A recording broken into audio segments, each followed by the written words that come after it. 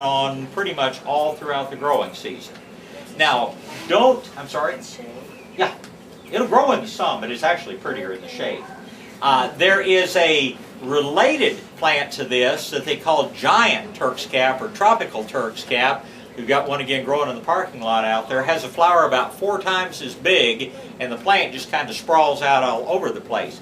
But the giant Turk's cap is a short day bloomer. It'll be a green plant all summer, and then mid-fall it'll cover itself with orange flowers. I like things that give you bloom over a longer period of time, and your regular Turk's cap in any color will give you blooms over a long season. Yes, sir? Do you know if it has any medicinal qualities? Not that I'm aware of. Anybody know of any? Malvaviscus is its botanical name, and I don't know about medicinal qualities. Okay, other things for the shade in the way of perennials. Plant this plant only if you really like it. Mexican petunia, Ruellia. And if you plant this plant, you'll move to get away from it if you decide you don't like it, because you'll never get rid of it otherwise. It spreads from seeds, it spreads from little divisions off the plant. I think it spreads by spontaneous generation once it decides it likes it. This is the so-called dwarf Ruellia. Katy Ruellia is another name for it. There is an upright form of this that grows about this tall. You just tend to get tired of it faster because you see it more. But no, I joke. I think this is really a very good plant, especially for an area that gets somewhat neglected. And the nice thing about it is that it comes in several colors now. It used to be that a lavender flower was the only color you ever saw this in. Boring. But plant this along with the pink form, and the pink form is quite pretty. And you plant that lavender and pink together, and it's very, very eye-catching. I'm not fond of the white form. The white form, the blooms don't fall off. They turn brown and they stay in place. And it always looks like it's covered with dead flowers, which is what it is. So anyway, plant it if you like it. But the other colors are much more self-cleaning, and if you're looking again for a plant that is pretty much indestructible, the so-called Mexican petunia or the this form of Ruellia would be a very good choice. Would the orange oil and vinegar get rid of some of the small ones? You'll kill the foliage off and it'll come back out. I did find a way to kill it. Can you say grubbing hoe? That's how I do it. A bamboo will kill it. Well, bamboo will choke it out. What do you do about the bamboo? I can tell you one other way that you'll greatly limit its growth. Visit these folks right over here and see if they have a lab, or see if they have a Great Dane, or see if they have a pretty good sized dog, and they can trample it to the point that it won't come back.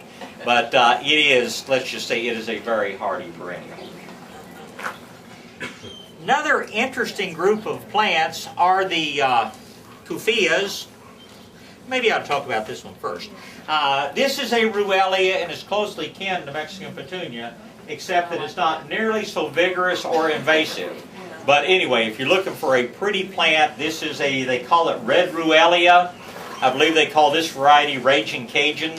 Probably came out of Louisiana, would be my guess as to where the name came from, because I don't think I've known any Cajuns that look like this. But maybe after enough to drink, perhaps. But anyway, the red Ruellia, again, for lots of color in bright shade, is a good plant and really doesn't have many problems. You don't want to keep it too wet, and it may suffer a little bit more freeze damage. But it is one of the Ruellias that maintains itself in a little bit nicer fashion than something like the Mexican petunia. Does it come in a purple? Not that one. No, just red, or orange red. Okay, while we're on salvias, I guess really ought to mention this. This is a salvia that can almost get to be a weed. This is the red form of Salvia coccinea, or the so-called tropical sage. There are several different new red ones out there. This is probably the one they call Lady in Red. There's another one that gets a little bit bigger they call Forest Fire. And these things are manageable. However, it comes in a pink form. And don't plant the pink form unless you like pink, because you'll plant it here and it'll come up over there and over there and over there, and pretty soon you'll have it everywhere. But the red form is much easier to contain, and there's a pure white form that looks just like this. And again, they're pretty mixed together. They're pretty, they're pretty a lot of different areas. I know my business partner Roberta has a lot of this. She planted some in a flower bed at one point, and now it's coming up out underneath the oak trees. And the deer nibble on it every now and then, but you look out among the iceweed and other things coming up, and it's just like a little red carpet out there growing all over the place. So, fun plant to plant, and one of the plants that is really hardy.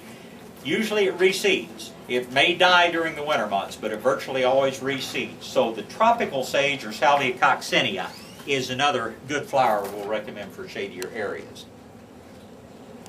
One or two more flowering things. Mexican petunia, Mexican ruellia. Mexican heather, that's the word I'm looking for. Thinking about too many other things. Mexican heather, this variety is actually one they call Allison. And again, it is I don't think we have any of the other forms. There is a pink form of this and a white form as well. Neither of them have as pretty a flower as this selection of the purple one does. But woody, low-growing plant. It may freeze back to some extent in the winter months. We have not had a cold enough winter to kill it in several years. If you mulch it, it will virtually always come back. This is one plant, though, I'll tell you, if you're going to plant it, give it some extra fertilizer. If you don't give it enough iron, the foliage gets kind of anemic looking. But if you're looking for a kind of a woody, bushy, low-growing plant with pretty flowers, small flowers, Mexican heather really is an excellent plant for the shade. Other nice thing about it, it is commonly available in 4-inch pots, which means you can plant a lot of it without having to spend a lot of money. And just a good choice for shade. Yes? How much sun will that tolerate? It'll tolerate full sun if you put it in good soil. How much sun many plants will tolerate. Now some things like the Aucuba, this will not tolerate sun. It'll just burn up. So will the Aspidistra. Some people make the mistake of planting this like under a pecan tree. But it's dense shade in the winter, or in the summer months under a pecan tree. Then in the winter it drops all its leaves and it sunburns badly. So that's another thing to keep in mind with what kind of shade you have. But there are a number of things that will grow in the shade and they will grow in full sun. But if you don't have them in good soil, they won't look nearly And as that's good the in full key sun. if you're going to put them in the sun. You put them in the sun, lots of compost in the ground, and of course nothing but organic fertilizers. Chemical fertilizers burn the organic material out of the soil and take away all the goodness that was keeping the plants pretty. Organic fertilizers maintain the organic material and the things only get better. I see a few new faces. Are there any of y'all that have not come to one of our seminars before? Any of y'all? Okay. We do play a little bit of a game here, and if you have a question that you don't want to admit to having happened in your own yard, it is perfectly acceptable to put up your hand and say, my neighbor couldn't come today, but they wanted me to ask you this. So don't hesitate, not that you would anyway. A couple of other things just to mention. Gardenias.